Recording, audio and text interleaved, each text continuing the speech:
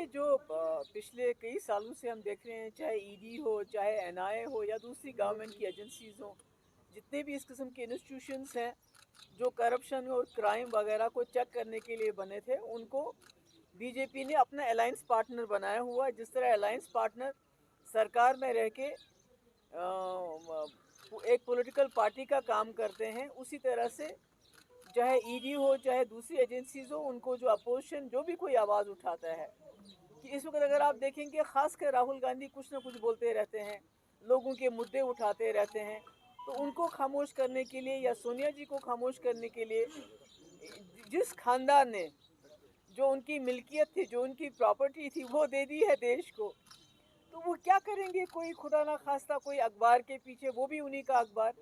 तो मैं समझती हूँ ये सिर्फ विच हंट है टू उनको काउ डाउन करने के लिए किया जा रहा है कि राहुल गांधी बात ना करे, बोले ना।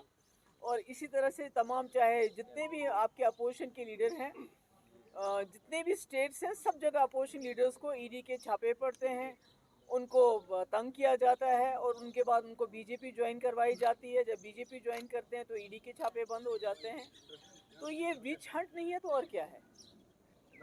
देखिए जो हिंदुस्तान है ये पूरी दुनिया में माना जाता था भाईचारे के लिए, सेकुलरिज्म के लिए, डेमोक्रेसी के लिए, मगर बीजेपी ने सबका बेड़ा गर्क कर दिया है। जिस तरह से वो 20-25 करोड़ लोगों को, माइनॉरिटीज़ को एलिनेट कर रही है, ना उनका कोई वकार नहीं है, उनकी कोई इज्जत नहीं है, उनके कपड़ों पे सवाल उठाए जाते हैं, उनके खाने पीने पे सवाल उठाए जाते हैं, और अगर वो आवाज़ उठाते हैं तो उनको गोली मार दी जाती है, उनको लिंच किया जाता है, और उसमें सरकार का पूरा पूरा हाथ होता है।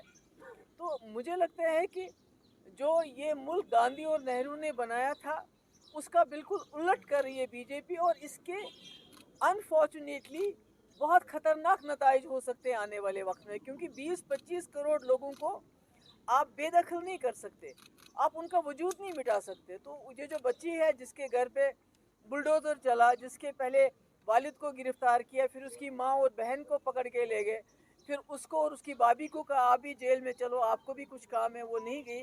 तो ये एक बदले की सियासत है जिसमें कोई इनके पास कोई कानून का नामो निशान नहीं है, और अनफॉर्चुनेटली बदकिस्मती से जो जुडिशरी है वो खामोश तमाशाई बन के देख रही है। इनका काम तो था इस वक्त, क्योंकि अपोजिशन बात करती है तो उनके पीछे ईडी जाता है, उनको जेल में भरते हैं, मगर जुडिशरी जिसको बात करनी चाहिए थी वो सामने नहीं आ रहे हैं, वो खामोश तमाशाई बन के बैठे हुए हैं।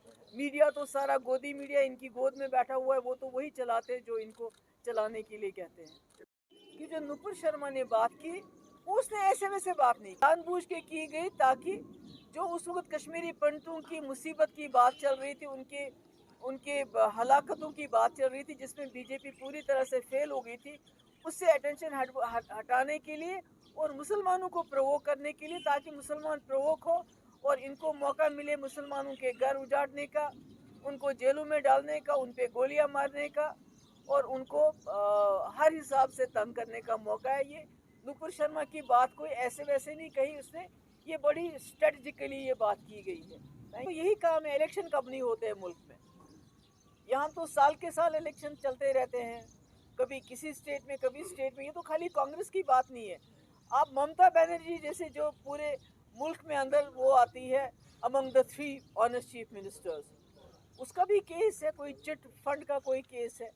आपका वहाँ का केरला का चीफ मिनिस्टर है जो सबसे ज़्यादा गरीब है अकाउंट्स में, उसके खिलाफ केस है। तो ये इन्होंने छोड़ा किसको है?